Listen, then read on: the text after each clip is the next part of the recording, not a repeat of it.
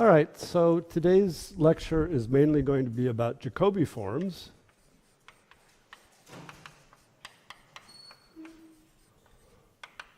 But I want to start with a little bit of motivation. And the motivation is the fact that one of the strongest pieces of evidence that string theory is a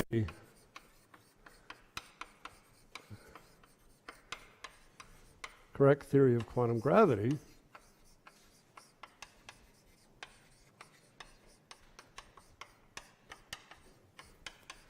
is the fact that we have a very detailed microscopic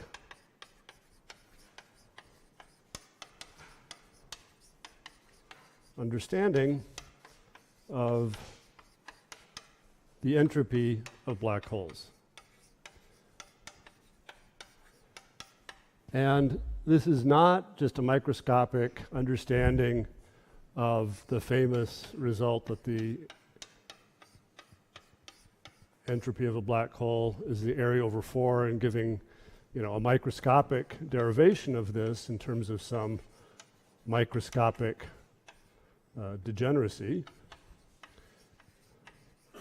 But it includes looking at black holes that have angular momentum, that have various kinds of charges. It includes subleading corrections to this. It's really an extremely detailed and beautiful correspondence. And this started with a famous paper by Strominger and Vafa, who looked at 2B string theory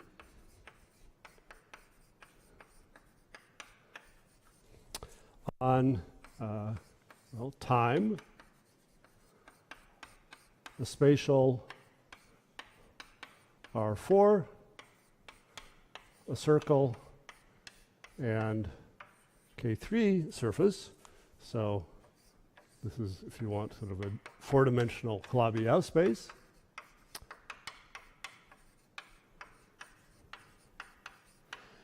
And in this theory, there are black hole solutions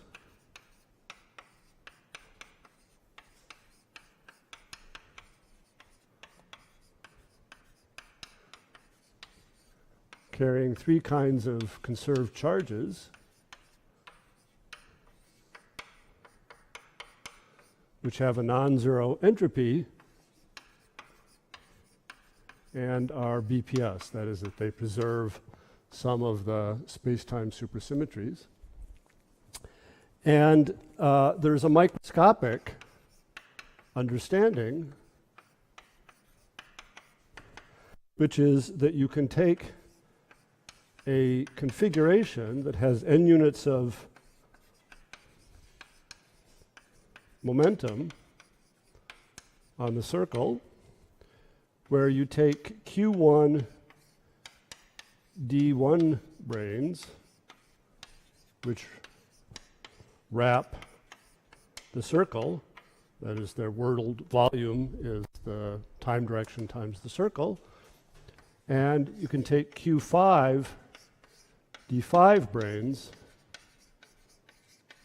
that wrap the same time times the circle times K3. And what you find is that the black hole entropy is equal to the log of the microscopic degeneracy of D-brane configurations that have this momentum and charges, and is equal to 2 pi times the square root of Q1, Q5, n, when n is much greater than Q1 times Q5. So this was sort of the first microscopic matching of the entropy of black holes to a microscopic computation in terms of microstates of some underlying theory.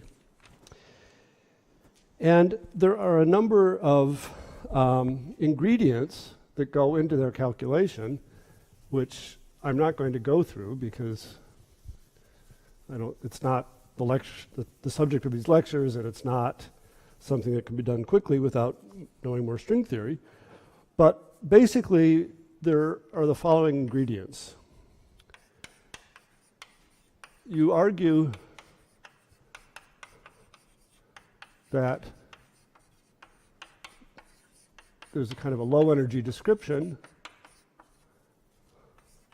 on the part of this theory that's time times the circle, looking at large radius of the circle, which is described by a conformal field theory with the target space, which is Q copies of the K3 space divided by SQ, where this is the permutation group on Q objects. So this is an example of an orbifold conformal field theory where the orbifold group is the permutation group. So you take Q copies of this thing and then you do a sort of identification up to permutations of these copies of K3. So you have to argue that. You have to argue or show that the BPS states are counted by genus, I'll tell you what that is, of this conformal field theory. And then you compute this microscopic degeneracy, which can be done using an analysis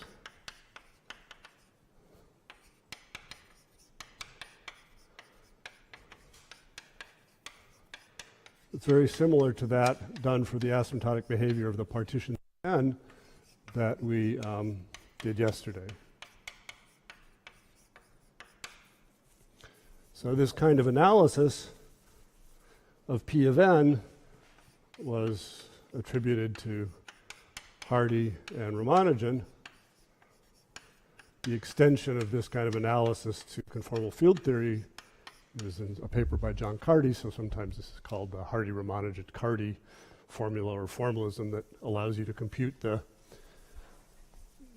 microscopic growth of states in a conformal field theory.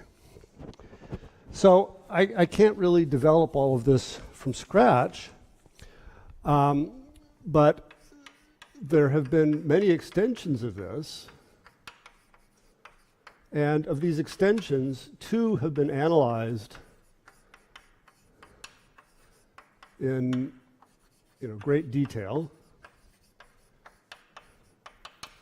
And the first of these is what might seem simpler, but is in some ways more complicated, is to look at a theory that has n equals 8 supersymmetry, which is 2b on times 3 spatial dimensions times a 6 torus, and to, in this theory, count 1/8 BPS states.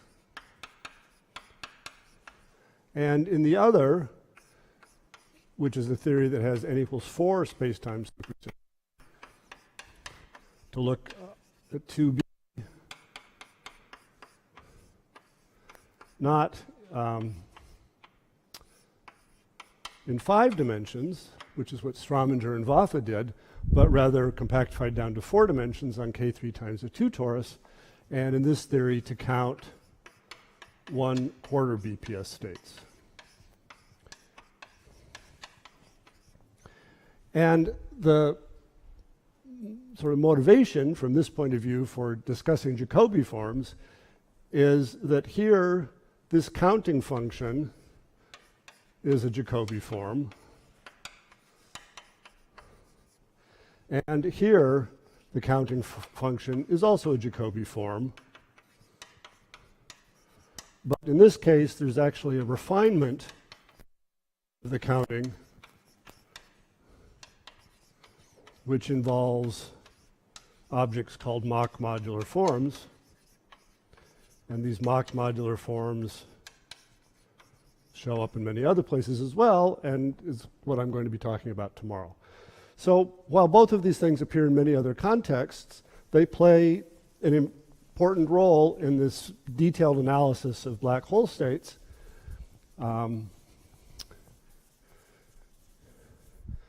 So that's sort of motivation for what, for the mathematics that I'm going to discuss involving Jacobi forms. Yeah. This form of area over form. Right. Does that work in all backgrounds on It's the leading behavior of the entropy on the gravity side. In a very generic class of black hole solutions. I mean, it even works for it works for Schwarzschild black holes, which is the, inner theory that's not supersymmetric. So that's a case that can't be analyzed by the techniques that I'm discussing. Supersymmetry plays an important role in this microscopic analysis. So one could critique this by saying you haven't really established that you can understand the microscopic the entropy of black holes microscopically in the most realistic example of Schwarzschild black holes, which is true. But on the other hand, you have not just, you have a much more detailed analysis than that in these supersymmetric situations. So you can decide for that how much weight you should put on comparing to something that's more real, and how much weight you should put on having a much more detailed understanding of something that is not in such direct correspondence with the real world. All right, so we'll talk about Jacobi forms.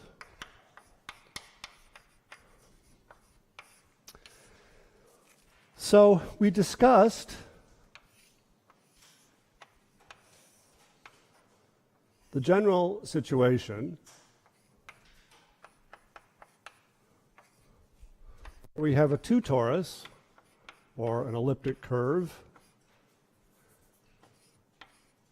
that we get by modding out the complex plane by a lattice generated by these two vectors. And there were two transformations that were very natural to look at. So let z be a point here. One was the transformation that takes z to z plus mu plus lambda tau, where mu and lambda are integers. Tau doesn't do anything.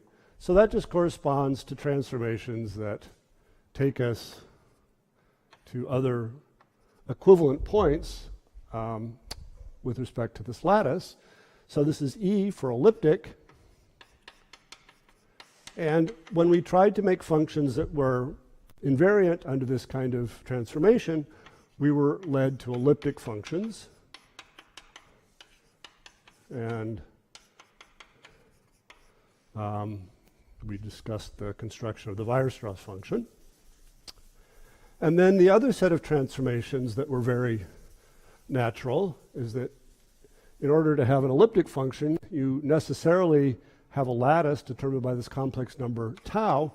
And so there were modular transformations where tau goes to a tau plus b over c tau plus d. Z goes to z over c tau plus d. And if we just looked at functions of tau, which were invariant under these modular transformations, or transformed up to some factor under the modular transformations, this led us to the theory of modular forms. But clearly these things are very closely connected. The elliptic transformations are transformations that move you in the complex plane by lattice points. The modular transformations correspond to changing the basis of lattice vectors, but preserving the lattice, but just choosing a different basis. And so it's natural to ask, is there a nice theory of functions of both z and tau that transform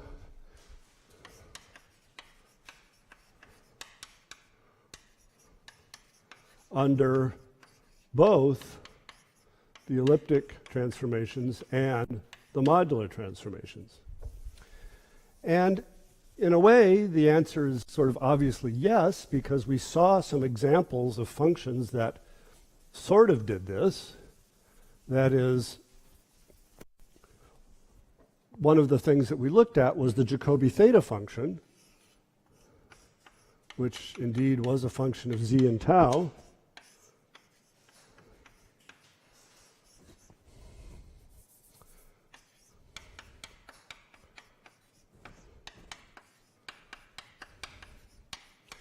And this theta function did have both elliptic and modular transformation properties. So in particular, we derived the fact that under elliptic transformations, it transformed with a term involving the exponential, like this. And we also kind of cheated here. We looked at z equals 0 and showed that under tau goes to tau plus 2, this was invariant, and that under tau goes to minus 1 over tau, this came back like this. And we also noted that this theta function obeys an equation, a differential equation, which is usually called the heat equation, although the heat equation doesn't exactly have an I in it. But anyway, we can either think of it as the heat equation or the Schrodinger equation, depending on whether we want to think of z as real or imaginary, tau as real or imaginary, or someplace in between. Anyway, it's an equation that's first order in derivatives of tau and second in derivatives of c. But you might ask if you can sort of do better, whether there's a cleaner theory other than that is not just these set of facts, but that puts it into a more general framework.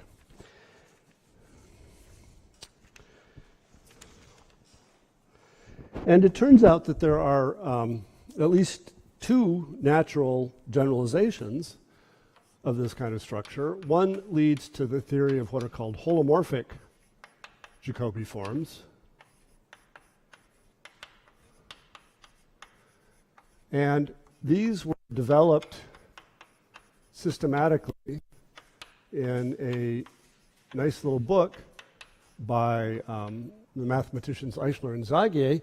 And for an advanced math book, it's really incredibly readable because they really like explicit calculations. It's not just a bunch of capital letters and arrows, as you sometimes see in advanced math books, but it actually has formulas, and it's quite readable, and you can follow what they're doing. And the other, and this is the thing that appears often in black hole problems and conformal field theory, etc.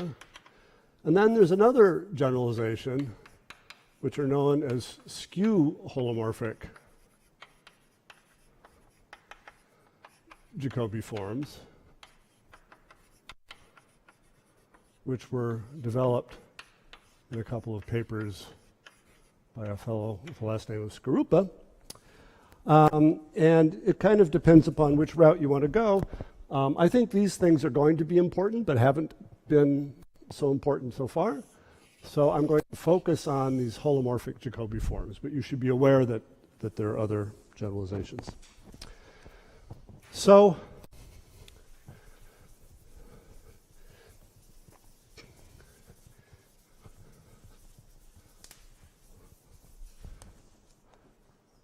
Eisler and Zagier define a Jacobi form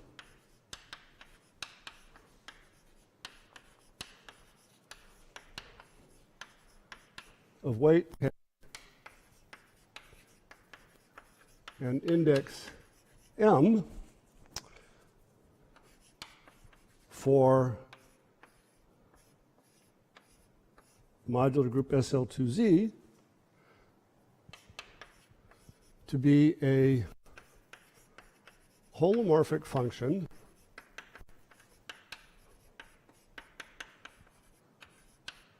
that maps the upper half plane times, well, I don't need that, times the complex numbers into the complex numbers. So tau lives here, z lives here, and that obeys two transformation laws, modular transformations. I'll write down what I mean by this in a minute. This looks sort of like the modular transformation property of a modular form of weight k, but there's an additional factor.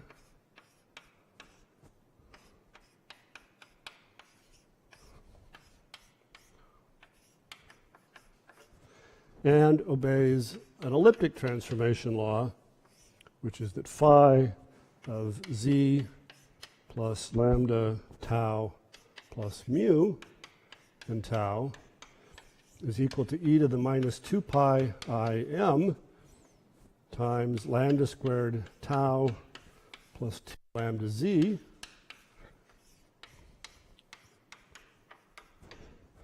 where gamma of z and tau is the pair z over c tau plus d and a tau plus b over c tau plus d, that it's the modular transformation of z and tau. Now, let me say a few words about this formula, because it's kind of complicated and might not look totally natural.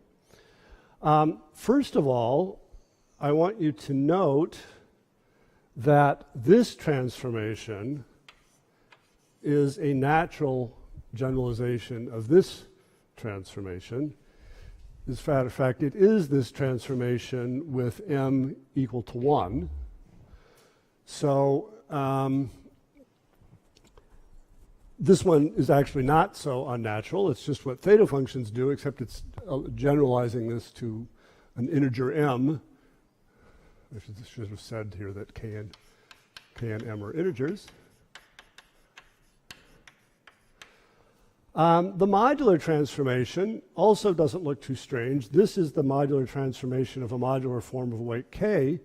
This additional factor here, well, if I had been less lazy or done more detail when I worked out these transformations, you could have generalized these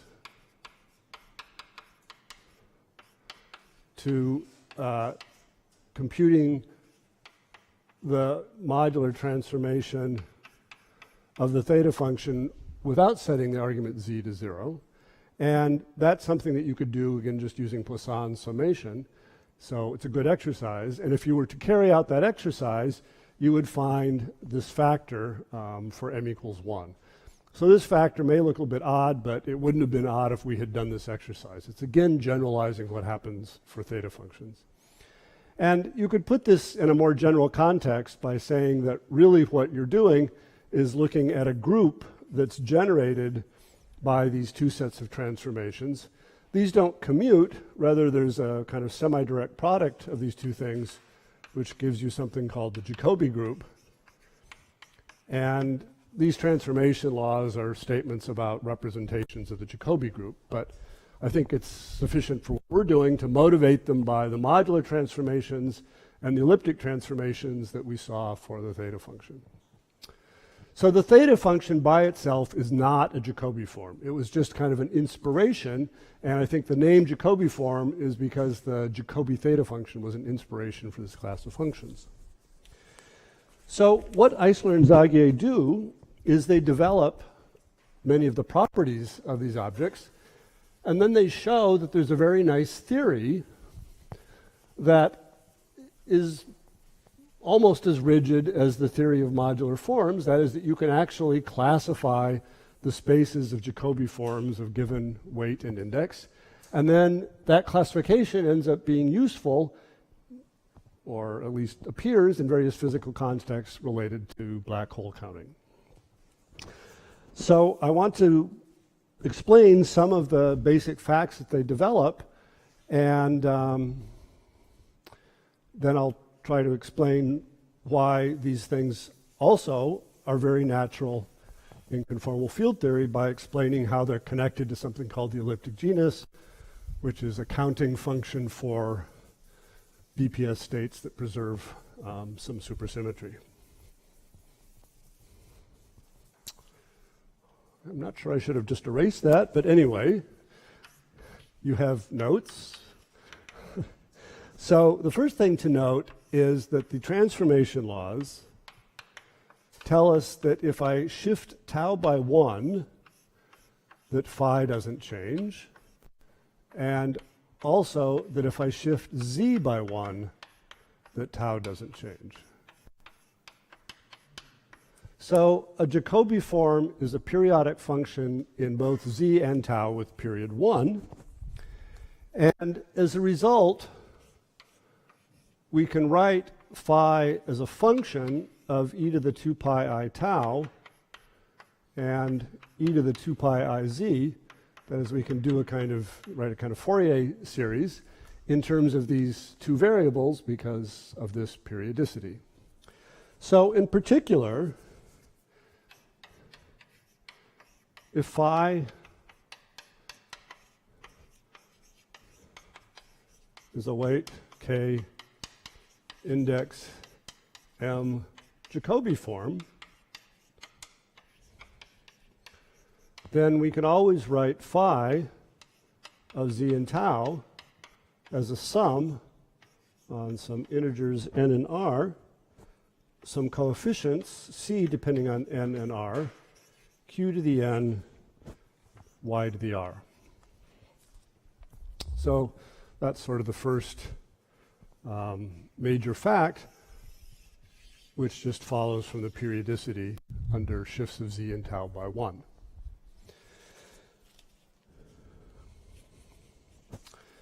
Now, the next useful fact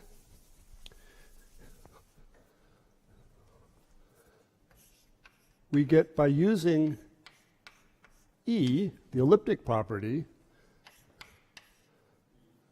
to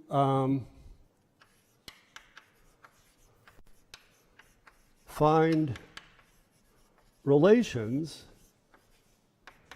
between the coefficients at different values of n and r, where n prime and r prime are related to n and r in a way that I'll now derive.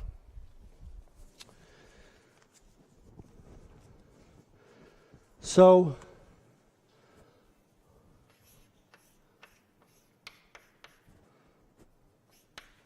we have this property that when I shift z,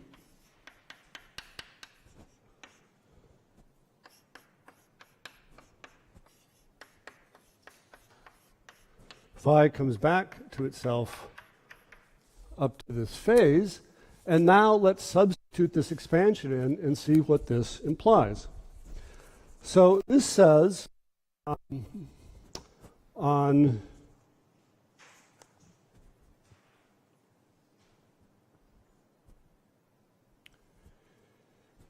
all right, so all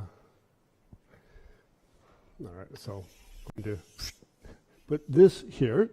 So this is the sum on n and r, c of n and r, q to the n, y to the r, but it is equal to, multiplying by the inverse of this, e to the 2 I m lambda squared tau plus 2 lambda z.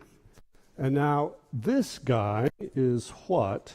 It's a sum on n and r, c of n and r, q to the n. But now the z variable gets replaced by mu plus lambda tau. Mu doesn't do anything, but replacing z by z plus lambda tau is equivalent to replacing y by y times q to the lambda, since q is e to the 2 pi lambda tau, and then taking this to the rth power. So this is q to the m lambda squared, y to the 2m lambda times the sum on n and r.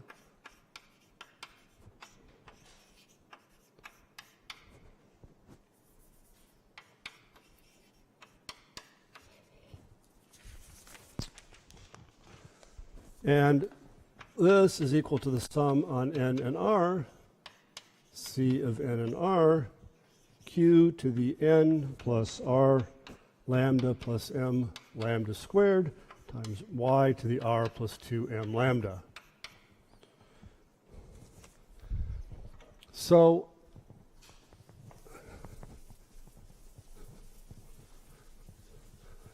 that last guy we can obviously rewrite by calling this guy n prime and calling this guy r prime as just q to the n prime, y to the r prime. And this then implies that c of nr is equal to c of n plus r lambda plus m lambda squared, r plus 2m lambda, which is c of n prime and r prime.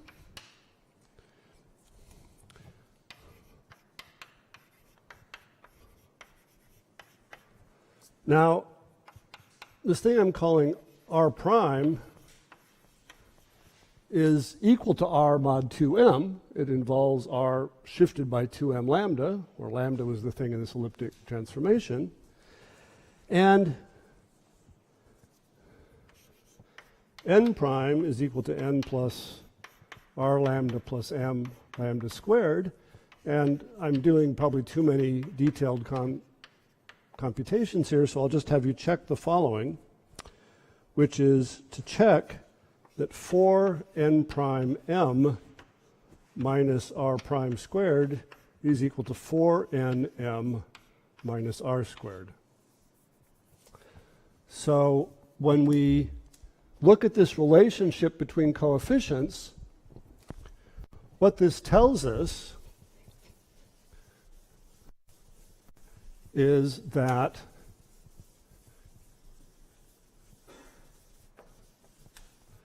the CNRs,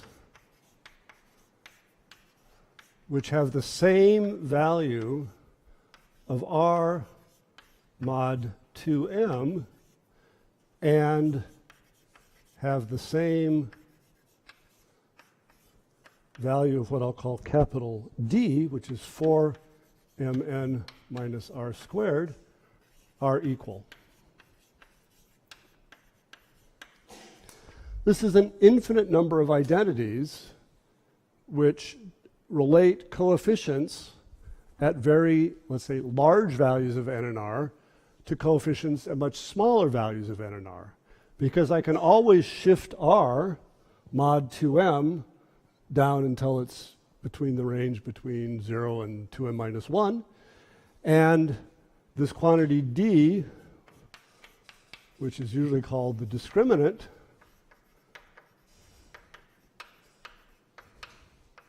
will also relate large values of n to smaller values of n for these coefficients.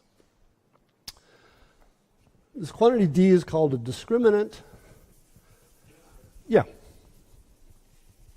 Please go ahead. In this relationship, Yeah. shouldn't the procedure be that you ended up with a sum and then you define n prime Right. shouldn't the relation be that C and R equals the shifted version? So it should essentially say n minus r lambda minus. Because I'm trying to match up both sides. And the power should be q and y, or n plus consciousness. So I shifted, the n goes to n minus.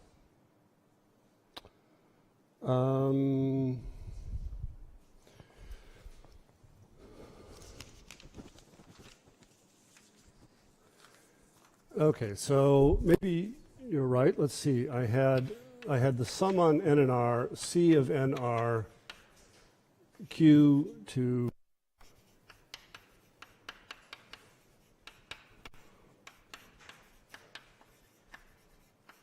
now I want to call this a sum on n prime and r prime, where this is q to the n prime, y to the r prime, and then you say n is actually n prime minus r lambda minus m lambda squared, and r is equal to r prime minus 2m lambda.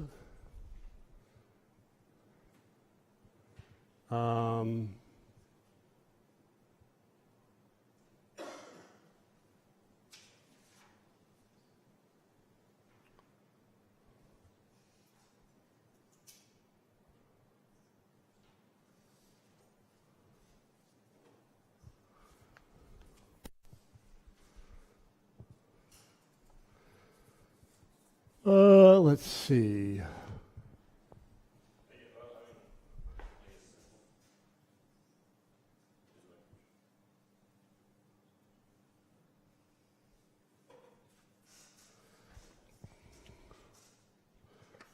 So,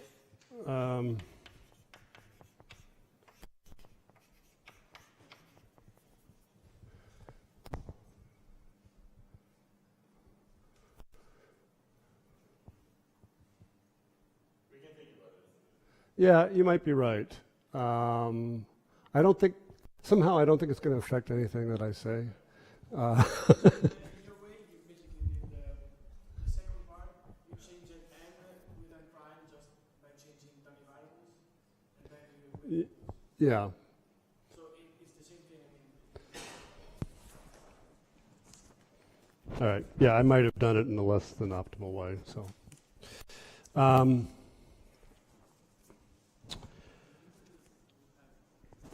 okay. So,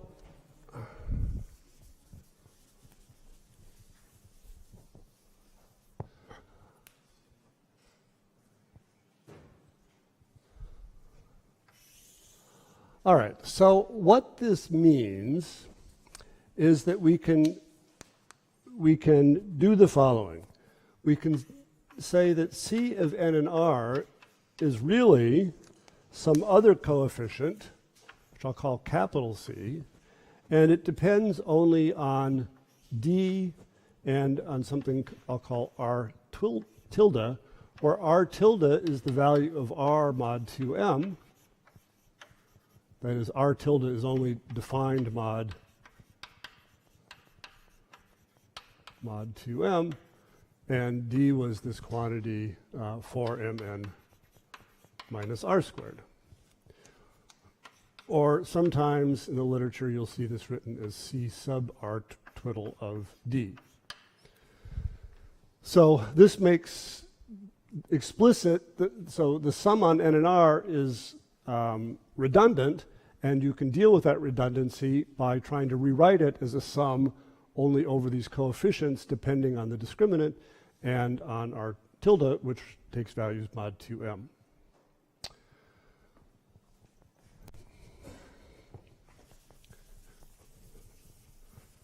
So one can do that by doing the following.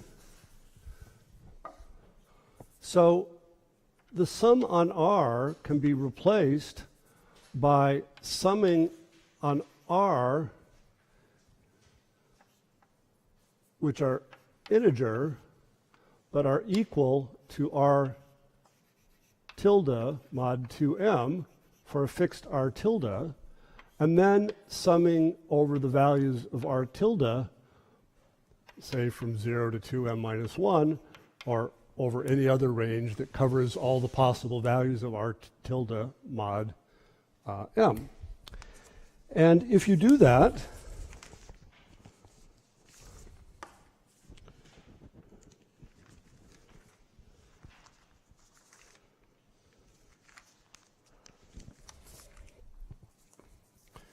then you find that phi of z and tau is a sum on r tilde mod 2m. The sum on n is then equivalent to summing over d. You have coefficients which depend on d and r tilde. If you write n is equal to d plus r squared over 4m, so we pull out the part depending on d,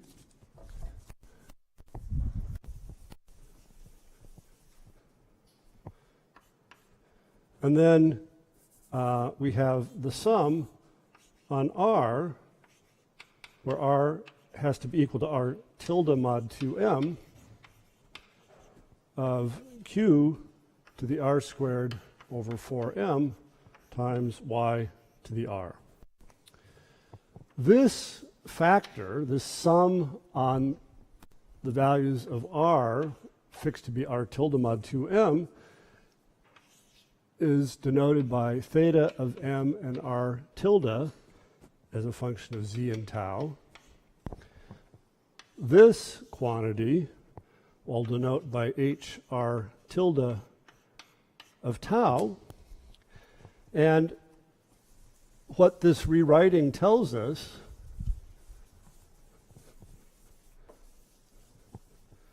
is that you can take the Jacobi form and you can write it in terms of a sum over r tilde mod 2m h r tilde of tau times theta mr of z and tau. Now, one reason for doing this is that these theta mr's are a very natural generalization of the theta functions that we've encountered. And you can analyze their modular transformation properties using Poisson summation again. The only difference is that now they're really vector valued. So what's going to happen when you do a modular transformation is the various components will mix into each other according to some matrices.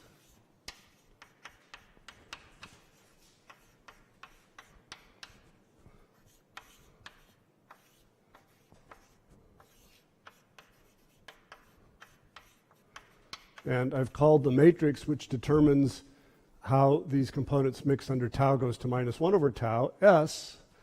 And there's a similar matrix which tells you how it transforms under the T modular transformation, taking tau to tau plus 1.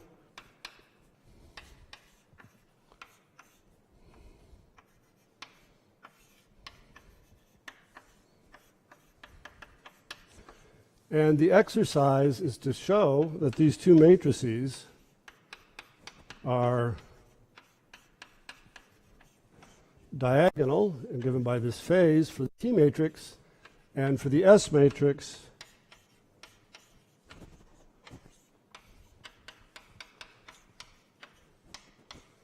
has this form. So there are two matrices that tell you how these different components of theta transform under modular transformations. And then the modular transformations of phi imply that these are also vector valued modular forms.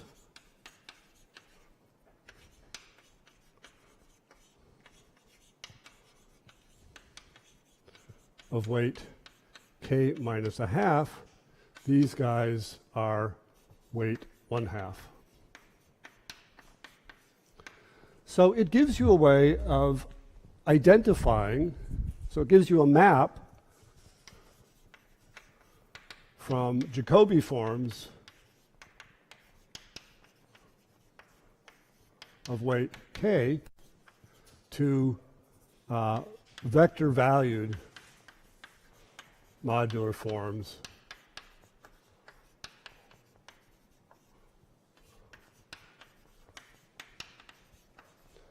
of weight k minus a half.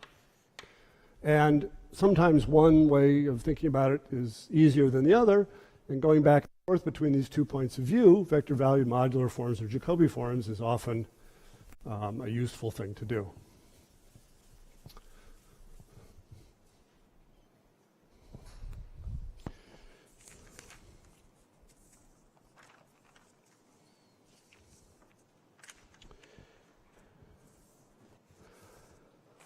I also wanted to mention that there's a classification of Jacobi forms, which is a bit like the classification of modular forms into either holomorphic or weakly holomorphic. So weak Jacobi forms satisfy the condition that these coefficients are 0 whenever n is less than 0. So in words, this means that there are no negative powers of q, but you can have some negative powers of y. Then the next class might be called strong Jacobi forms, but they're usually just called Jacobi forms, which is the coefficient that these capital C coefficients, depending on the discriminant and on R, are equal to 0 whenever D is less than 0. And then there are objects called Jacobi cusp forms, where these coefficients are 0 whenever D is less than or equal to 0. And remember when we talked about modular forms, we had holomorphic modular forms, we had weakly holomorphic modular forms, and we had cusp forms. And this is a kind of analogous classification for Jacobi forms.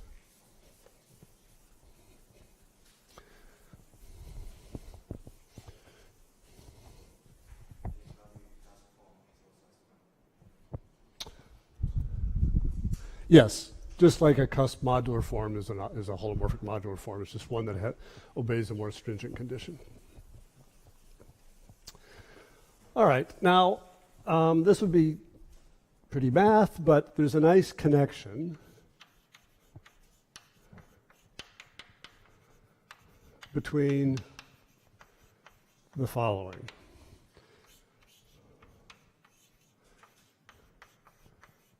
There is a n equals 2 superconformal algebra, which I'll write down for you.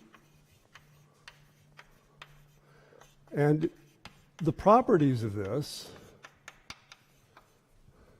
have a close link to the elliptic property of Jacobi forms. And this arises via a connection, which is that there is an object called the elliptic genus,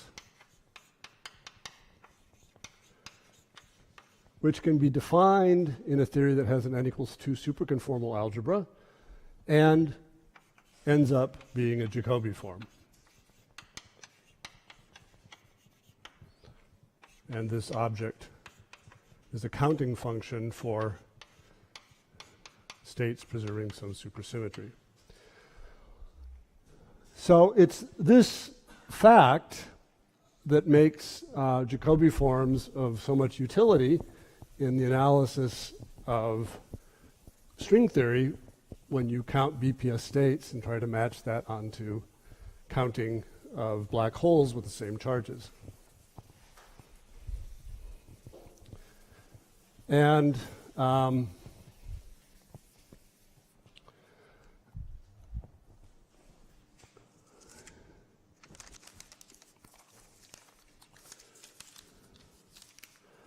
want to explain that, although some of this probably goes a little bit beyond what you've seen if all you've seen of string theory is sort of basic perturbative bosonic string and superstring. But it's not way beyond it, so I'll try to give enough details that it's hopefully partially intelligible. Okay, so in string theory there are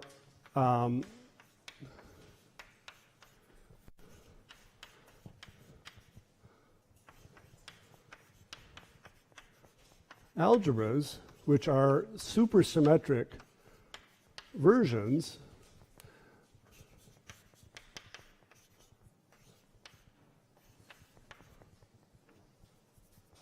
of the non-supersymmetric conformal algebra, which I'll write down, which occur in the study of string theory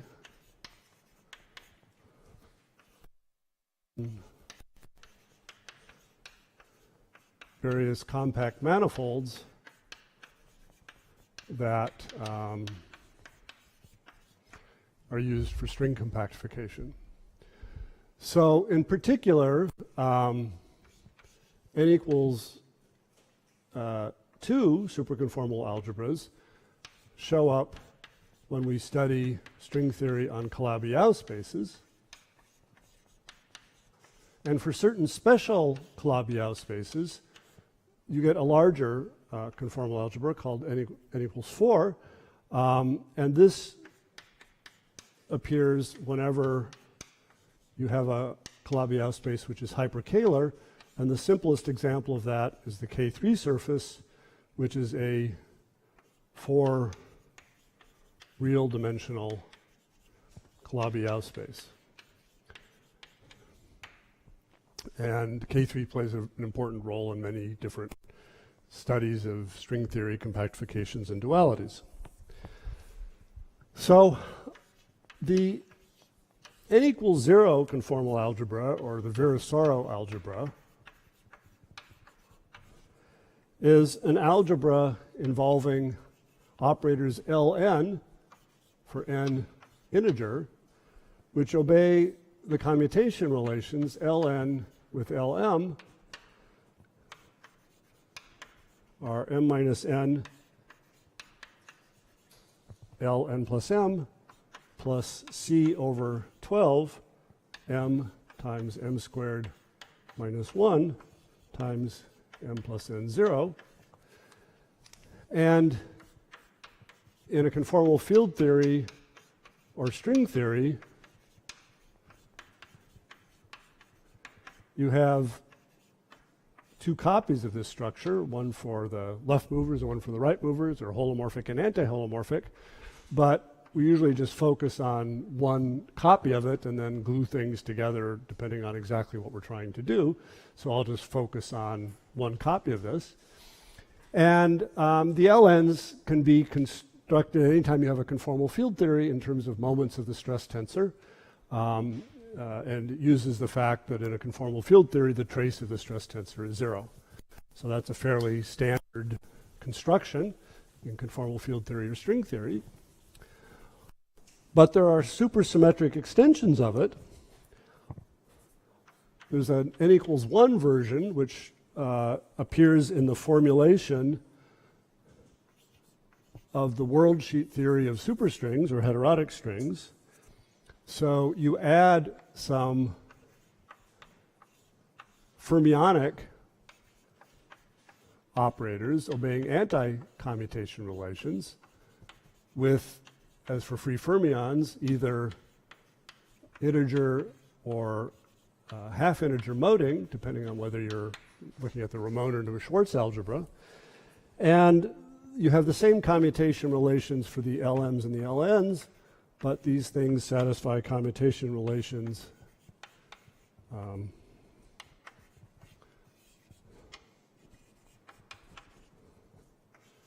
And the G's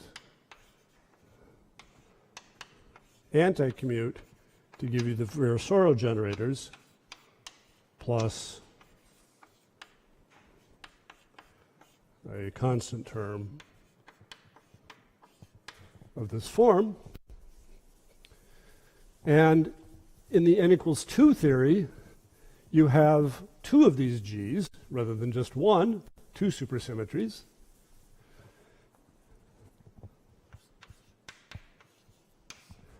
They're usually called G plus or minus. So we now have G plus or minus with a moding R, which again can be integer or half integer. And you also have a U1 current with modes Jn. So you have additional commutation relations in addition to the ones that generalize involving the commutators of the LMs and the LNs and the LMs with the Gs.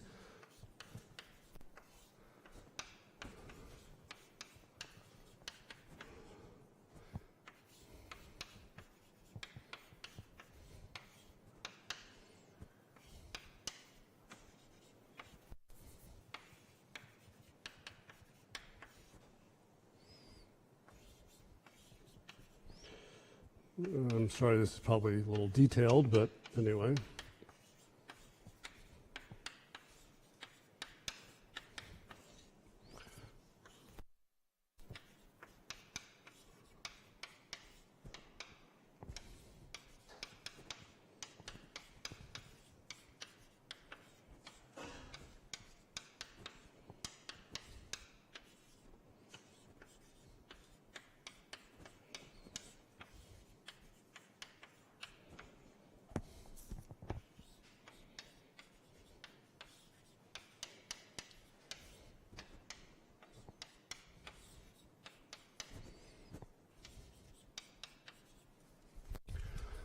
So this looks kind of horrible, but once you get used to these things, it's not so bad.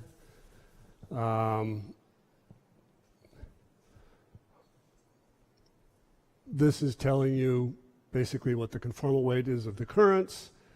This is telling you that the supercharges GR plus or minus carry weight plus or minus 1 with respect to the currents. And well, anyway, that's what it is. So this is important because anytime you have string theory propagating on a Calabi-Yau space, you are going to have this algebraic structure that underlies it and is involved in the world sheet description. So there's a sigma model that describes string propagation on this space, and that sigma model will have this n equals 2 superconformal algebra. And a great deal of, not sure what to call it, a great deal of something, a great deal of knowledge, impressing mathematicians, understanding of things, has come about by using this world sheet algebraic structure and comparing it with the space-time geometry of Calabi-Yau spaces. And for our purposes, one of the important things is a fact that was noticed, pointed out by Schwimmer and Seiberg, which you can check for yourself, which is something known as spectral flow,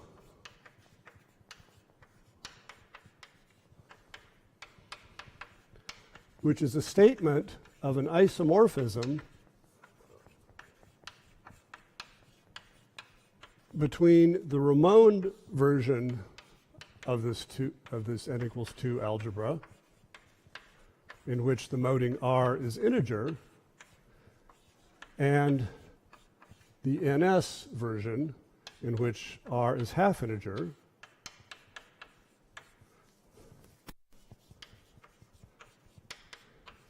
And by doing this isomorphism twice, it also gives you a map from the Ramon to the Ramon sector and a relation between the Navier-Schwartz sector. So in other words, there's a way of mapping the operators that preserves this algebraic structure. And the transformation, and the reason I wrote all this down in explicit details in case you actually want to check this, if you replace the ln's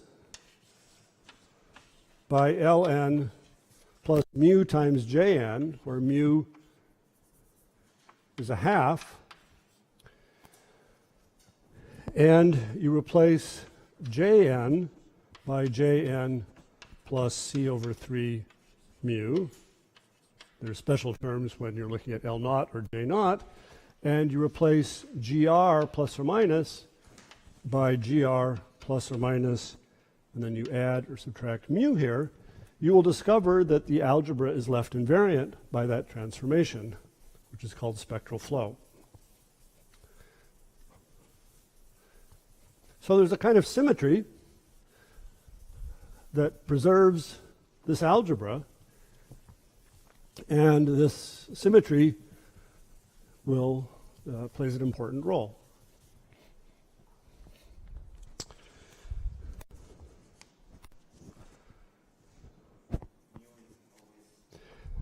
So mu here is a half integer if we want to map the Ramon sector to the Navier-Schwartz sector, or Navier-Schwartz to Ramon, because the moding changes.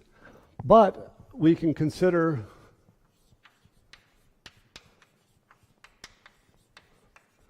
mu an integer, in which case we have a map from the Ramon to the Ramon sector, or the Navier-Schwartz to the Navier-Schwartz sector. Just take mu to be an integer here, and now this doesn't, I mean, it preserves the Ramon to Navier-Schwartz sectors. It just reshuffles around the ln's and the jn's and the g's in this way, but that still preserves the algebra.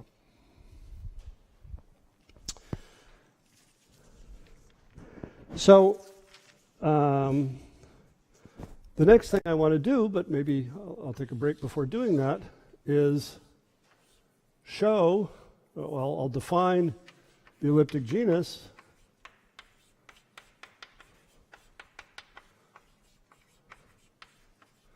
and then show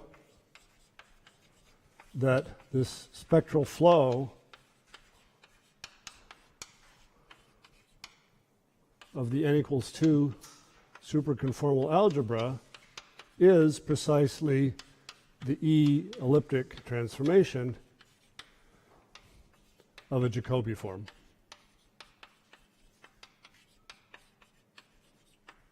So that will provide the first step in making an identification between this elliptic genus object that I'll define and Jacobi forms by showing that this symmetry, the spectral flow of the n equals 2 algebra, is something that we already know mathematically. It's the elliptic transformation property of the Jacobi form.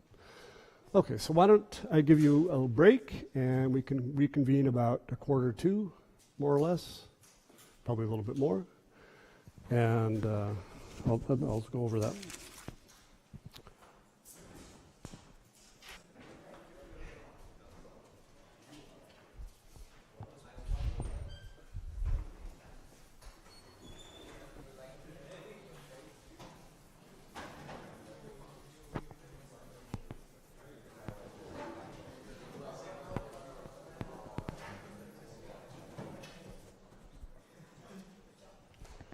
All right, no rest for the wicked, back to work. So I wanted to find the elliptic genus, and in doing that, I realized that probably what I should first do is to remind you of its connection to something that you may have seen called the Witten index in supersymmetric quantum mechanics. So let me first tell you about that. If you haven't seen this before, this might seem slightly mysterious, but you should really go back and read the original papers, which are very beautiful. So long ago, Witten defined a supersymmetric version of quantum mechanics in which the Hamiltonian of just some ordinary, quantum mechanics in one dimension with some potential can be, well, matrix valued quantum mechanics can be written in terms of anti-commutator of two supercharges. And in this theory, you can also define a fermion number operator, or a -1 to the fermion number operator. And you have states which are bosonic states with -1 to the f on these states giving you +1, that is the fermion number is 0, and you have fermionic states for which -1 to the f is -1. So these are not bosons and fermions in terms of space-time. They're kind of a toy model of bosons and fermions. And in this theory, you can show that Q maps a bosonic state to a fermionic state and maps a fermionic state to a bosonic state if the energy E is not equal to 0. So in other words, if the Hamiltonian acting on a bosonic state, if this is an energy eigenstate, and E is not 0, then Q maps that bosonic state to a fermionic state and maps fermionic states to bosonic states. And in this theory, it's interesting to compute the trace over the Hilbert space of states, -1 to the f, e to the minus beta h. And formally, this is simply equal to the number of bosonic states which have energy 0 minus the number of fermionic states which have energy equal to 0, because for all the states here that have non-zero energy, Q pairs up the fermions and the bosons, and they will cancel because they have opposite values of -1 to the f. The reason why this can happen is that if you have a state which is, say, bosonic with 0 energy, then you can show as a consequence of those commutation relations that Q does not pair it with a fermionic state, rather it annihilates the state. So there's this picture of the spectrum. Let's say this is E equals 0, and then there's be some energy levels at E1, E2, where you can have an unpaired bosonic state, but here you always have states that are paired with equal numbers of bosons and fermions. So this is nice because if you perturb the theory in some way by perturbing the potential, the energy levels will move around, the states will move around, but the difference between the number of bosonic and fermionic states that have 0 energy can't change, because for this state to move up to non-zero energy, it would have to find a fermionic partner, but it doesn't have anybody, so it's lonely and it can't move around, so it's stuck. So this is a kind of topological invariant of supersymmetric quantum mechanics, that as long as you change the potential in a way that's not too big, that it doesn't change. So the elliptic genus can be thought of as a generalization of this from quantum mechanics to conformal field theory, and in particular conformal field theory with an n equals 2 superconformal algebra. So let me write it down, and then I'll discuss its properties. So given a Calabi-Yau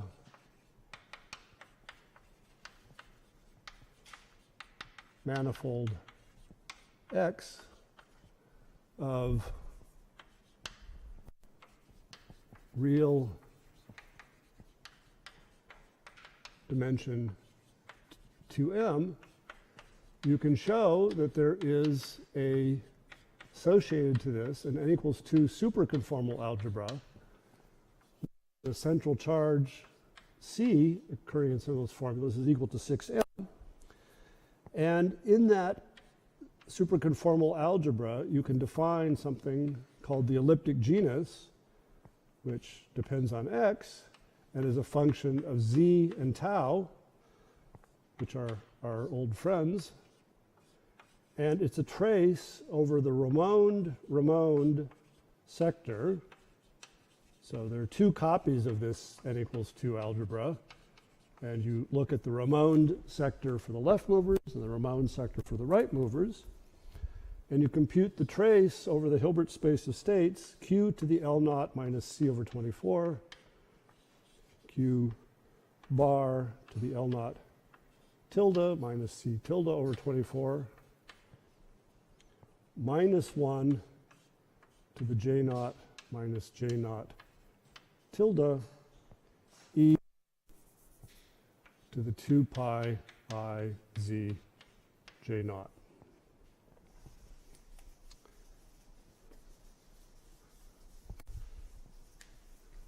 So in what sense is this a generalization of the Witten index? Well, you can show in this theory that minus 1 to the j naught is basically minus 1 to the f on the left movers, that is the holomorphic degrees of freedom, minus 1 to the j naught tilde, which is the zero mode of the right moving current, is essentially minus 1 to the f tilde, if you want, on right movers.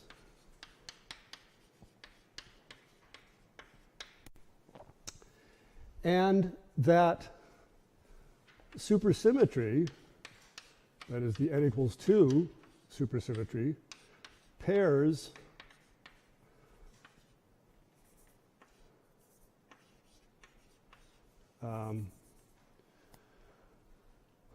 pairs all states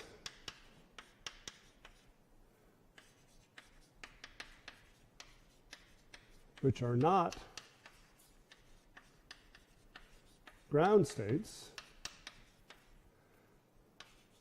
with L naught equals C over 24, or L naught tilde equals C tilde over 24, into pairs with opposite values of minus 1 to the f. So in other words, when you compute this quantity, there are going to be lots of cancellations between states related by this worldsheet supersymmetry. And now if you look at this for a moment, you'll notice that for the right movers, what this pairing implies is that only states with L naught tilde equals C tilde over 24 can contribute, because the only dependence on the right moving degrees of freedom is this minus 1 to the f and this q. So it's just like minus 1 to the f e to the minus beta h in the supersymmetric quantum mechanics. Only the ground states with the minimum value of the energy can contribute. But for the left movers, we've done something slightly sneaky. We inserted a factor of e to the 2 pi I z j naught, and non-ground states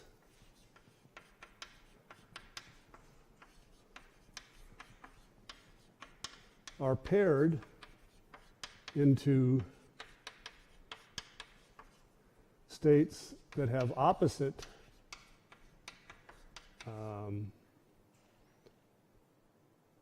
have plus or minus 1 eigenvalue,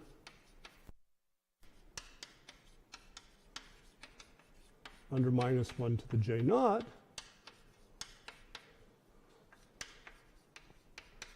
but they can have, and will have in general, different j naught eigenvalues.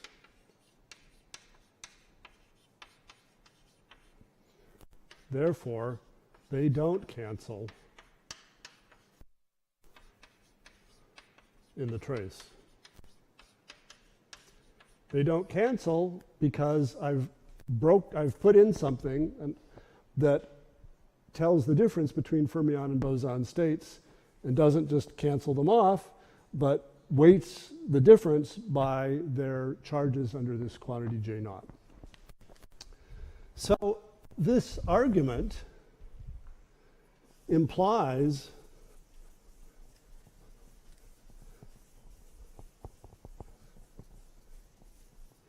that a couple of things. So first of all, it implies that this elliptic genus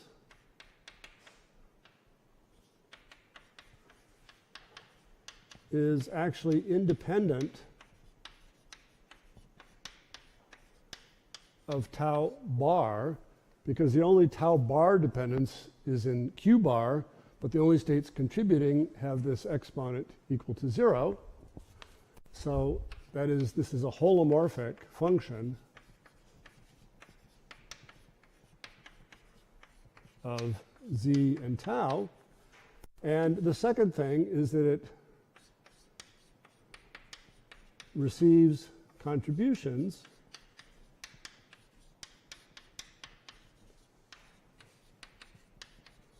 from right-moving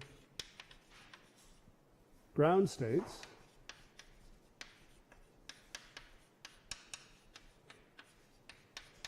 but arbitrary left-moving states.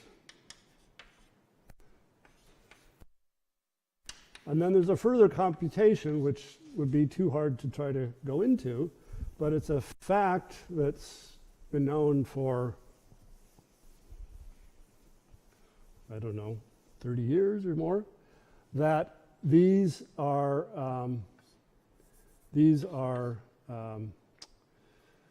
quarter BPS states.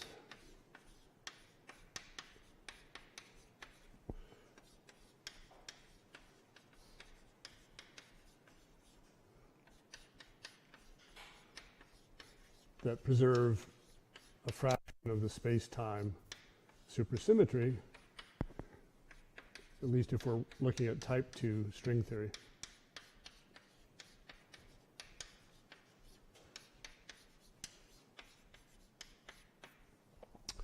So there's this widget that is a generalization of the Witten index, which counts space-time BPS states, which is a holomorphic function of two variables, z and tau, and receives contributions only from left-moving excitations in the Ramon sector of the superconformal field theory. There's another completely different view of what this thing is in terms of actual index theory associated with X, which I'm not going to go into, but you should think of it as some very fancy version of like the index of the Dirac operator, but that's sort of an infinite generalization of that. Yeah.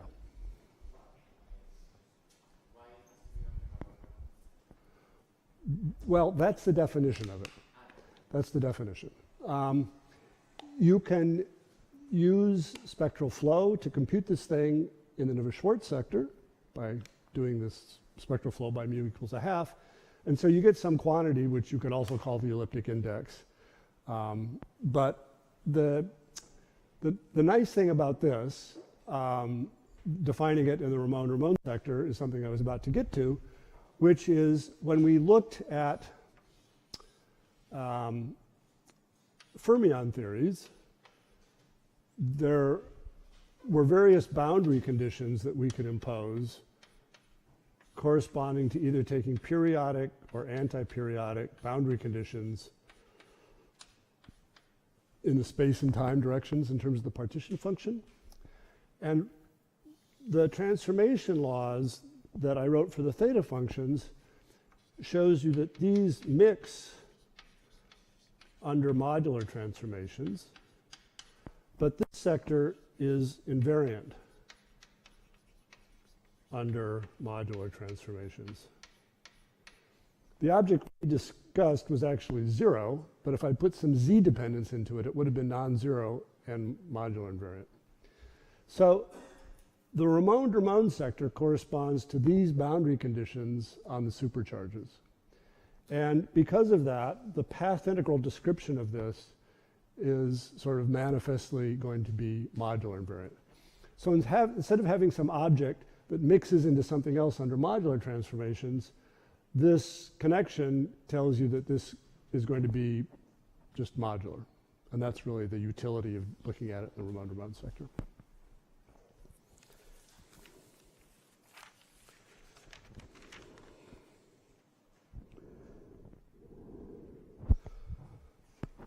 All right, so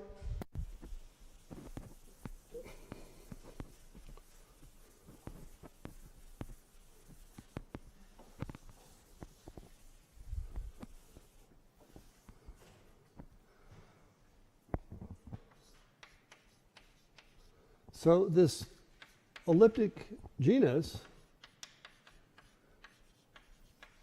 has both modular properties that follow from a path integral formulation of what this is computing, and it has elliptic properties which coming from the spectral flow that I talked about of the n equals 2 superconformal algebra. And these two facts combined together are going to tell us that it's actually a Jacobi form. So let me explain that connection. So let's look at the spectral flow by integer mu when the central charge C is equal to 6m.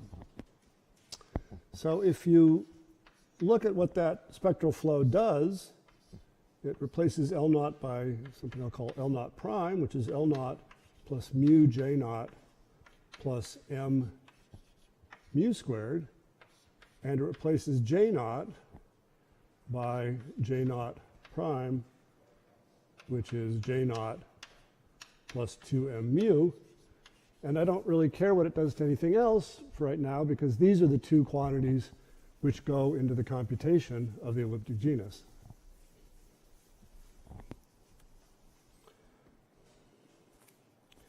So in particular, when I do this transformation, I have a factor of e to the 2 pi I tau L naught, e to the 2 pi I z J naught occurring in the definition of the elliptic genus there.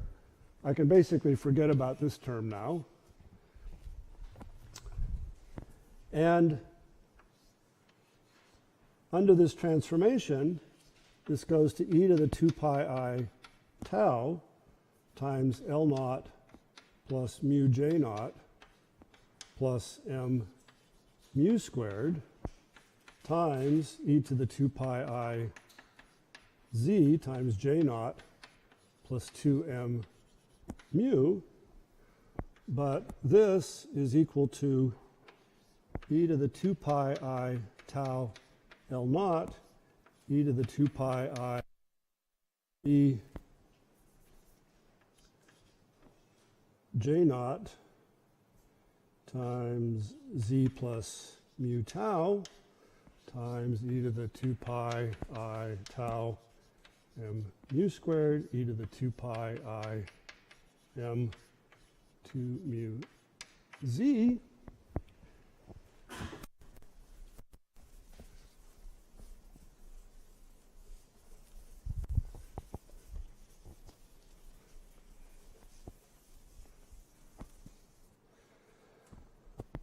And that tells us that the elliptic genus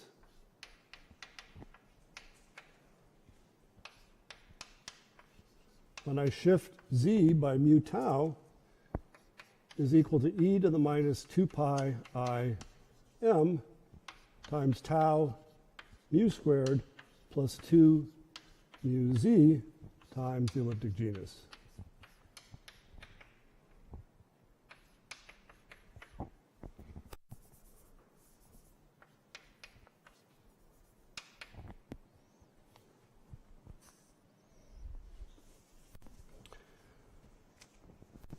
We also have that if I shift z by 1, or by any integer lambda, that this doesn't change, because J naught has integer eigenvalues.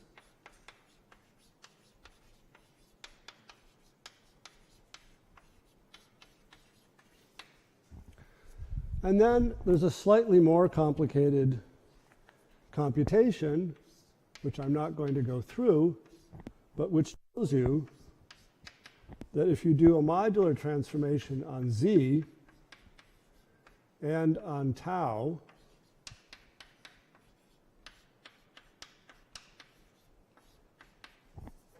that you get a factor of e to the 2 pi I m c z squared over c tau plus d times the elliptic genus. So altogether, this implies that z elliptic genus of x is a Jacobi form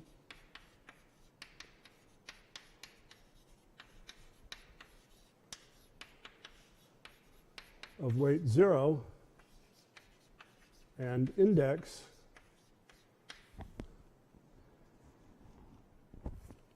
m, which is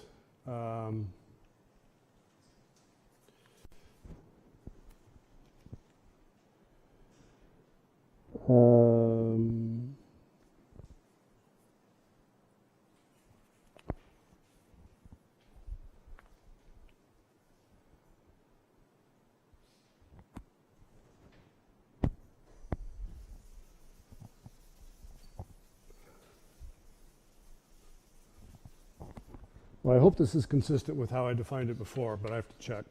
The complex dimension of m divided by 2. I guess that's right, because I defined it as the real dimension of x. So, in particular, if I want to look at the elliptic genus of a K3 surface, yeah, that this is a Jacobi form of weight 0 and index 1. Yeah. X. X was my space. Thank you.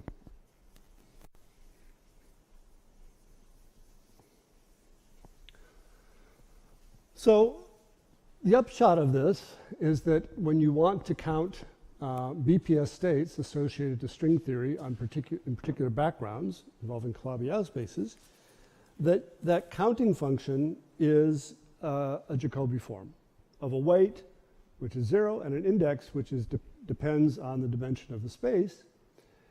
And so if there is a theorem that tells you there are only a finite number of Jacobi forms of a given weight and index, then you can use this to, and sometimes either figure out or put very strong restrictions on what the elliptic genus can be for any given Calabi-Yau manifold. And this is very powerful because it's basically using the property of modular forms, Jacobi forms, to give you information about topological invariance of a very non-trivial space. So there is such a theorem, and I will just quote you the result. It's proved by means that are very similar to the way that I outlined for showing that modular forms are all combinations of E4 and E6 by integrating modular functions around the boundary of the fundamental domain. There's an analogous kind of construction for Jacobi forms. So there's a theorem by Eichler and Zagier that says that, yeah.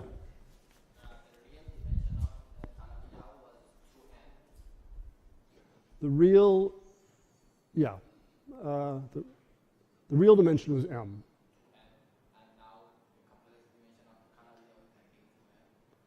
Did I say the real dimension was M?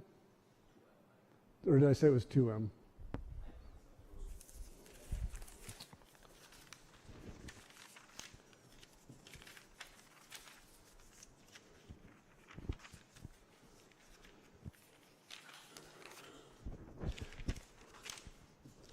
Well, I lied to you at some point. I'm just not sure when.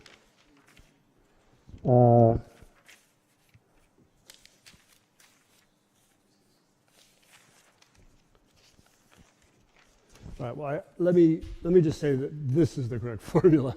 So if I said something that is not consistent with this earlier, then I misspoke. My apologies. For K3, this M should be 1, and K3 has complex dimension 2. So I guess I said something wrong about M. So M has to be an integer in the definition of Eichler and Zagier of Jacobi forms, but there is a kind of generalization to half integer weight which applies to Calabi-Yau threefolds, or Calabi-Yau d-folds when d is an odd integer. I mainly wanted to quote the result for K3, so that's why I didn't go into that. But yeah, this doesn't quite work according to the strict definition for threefolds. You have to look at a way to half generalization of Jacobi forms. All right, so Eichler and Zagier tell you that the space that, well, a Jacobi form of weight k and index m can be constructed as a product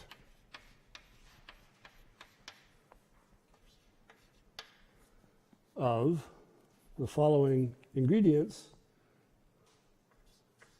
the Eisenstein series E4 of tau, the Eisenstein series E6 of tau,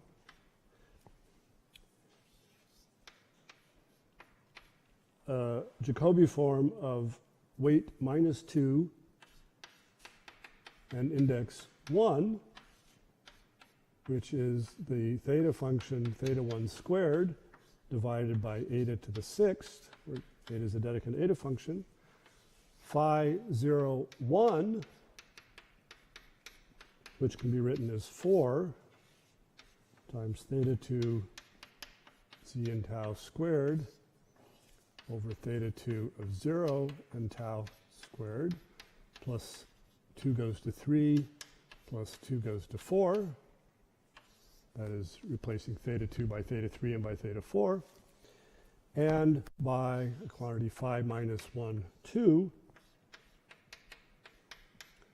which is theta 1 of 2z and tau divided by eta cubed of tau.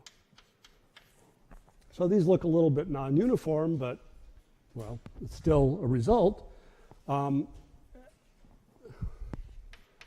I guess plus sums of terms that have the same weight and index.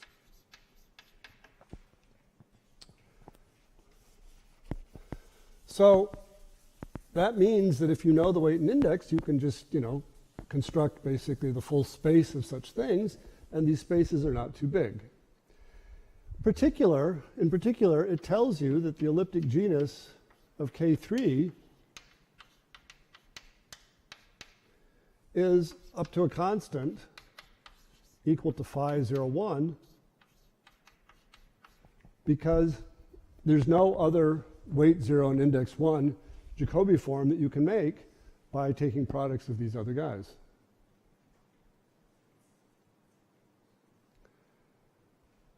You could try taking phi minus 2, 1 and multiplying it by E4, but that would give you something of weight 2 and index 1. You can multiply by D6, that gives you weight 4. You can't get to weight 0. This guy has index 2, and you can't get to index 1 by multiplying it by anything. So there's nothing else that it can be. So this boils the calculation of the elliptic genus of K3 down to determining a constant. And there are various ways of determining that constant. One of them is to know, which takes a little bit more argument, is to know that when you evaluate this quantity at z equals 0, this is something that now gets contributions only from the left-moving ground states. And you can show that this is equal to the Euler number of K3.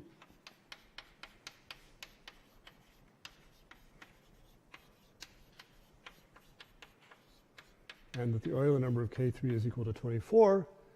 On the other hand, if you look at phi 0, 1, evaluated at z equals 0, is 4 times 1 plus 1 plus 1, which is 12. So that tells you that the elliptic genus of K3 must actually be equal to twice phi 0, 1.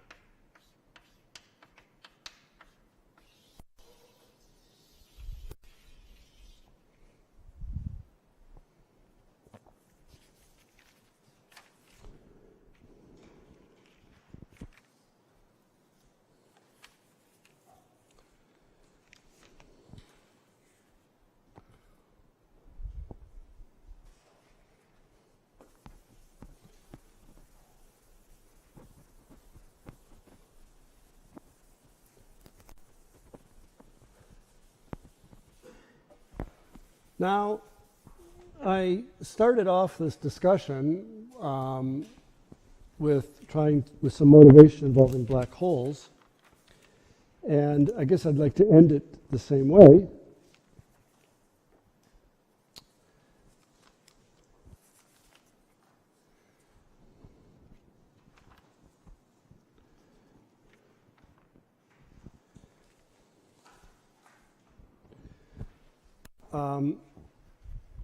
Which is to just mention the following sort of issue. So, in trying to count BPS or black hole states, what we're really doing is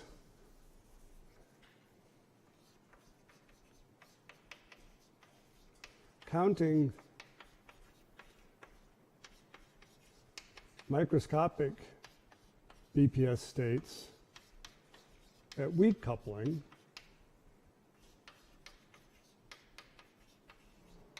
and then computing the entropy of a black hole with the same charges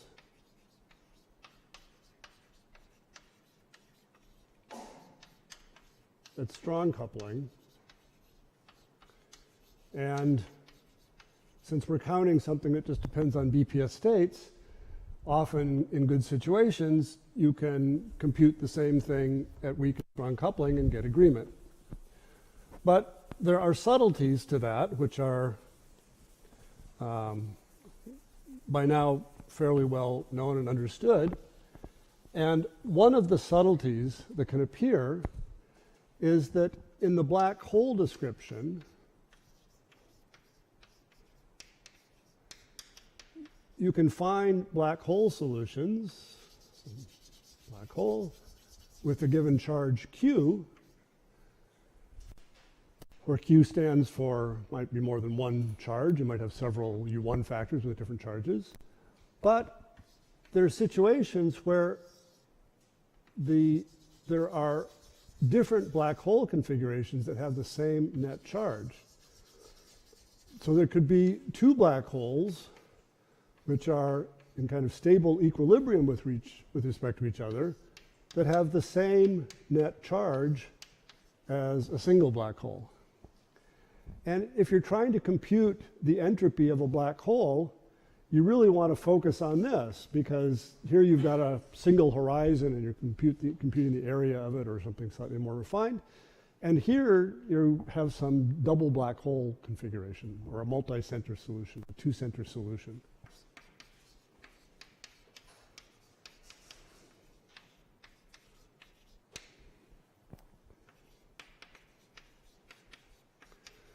So whether or not this sort of situation appears, and I think the subtleties of this were first pointed out by Frederick Deneff, and then the consequences were worked out in some later papers, depends on what theory you're looking at. So if you're looking at the theory that I mentioned earlier with n equals 8 supersymmetry, which is 2b on R31 times T6,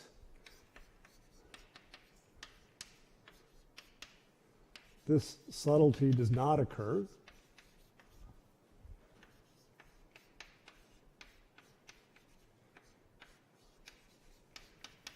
There's a counting function which is not quite the elliptic genus,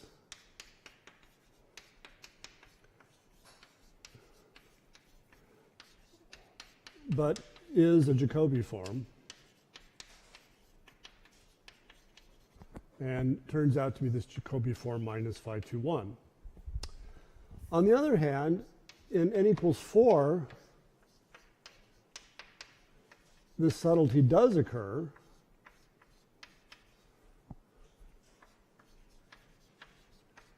and peeking out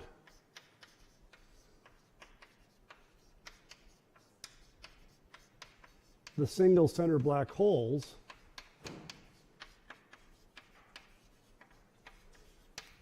in terms of the microscopic counting function, which is a kind of Jacobi form, is a very subtle problem.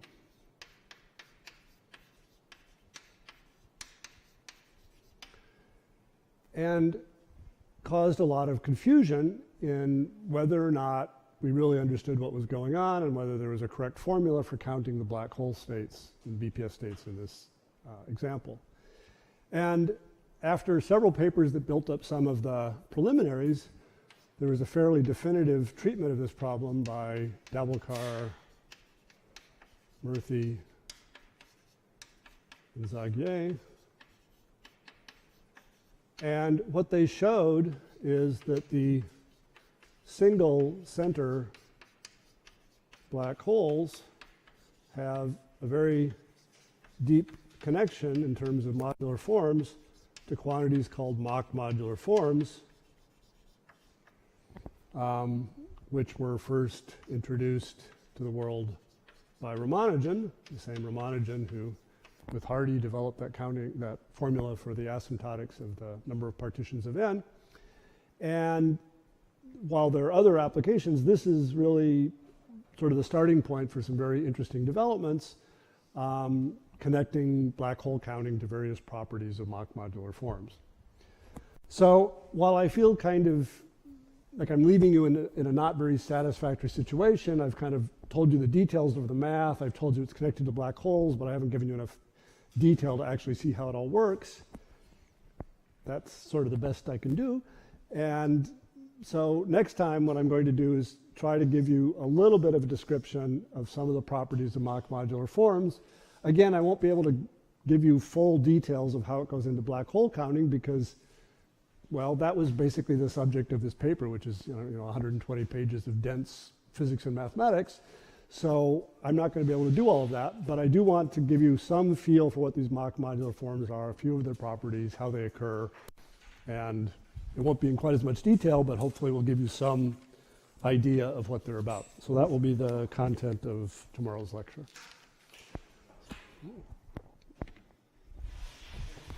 So, are there questions? Yeah.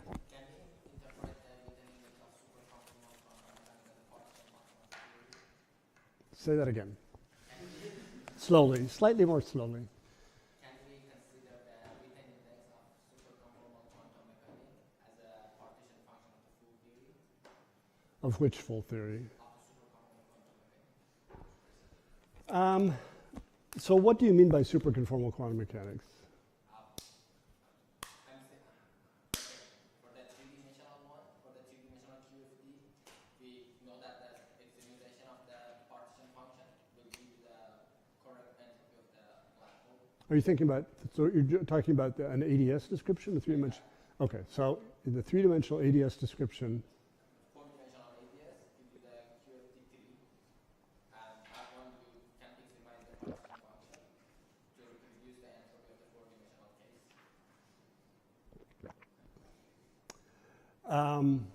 why don't we talk afterwards? Because I'm not sure exactly how this relates to what I was just saying. So yeah, why don't you ask me later?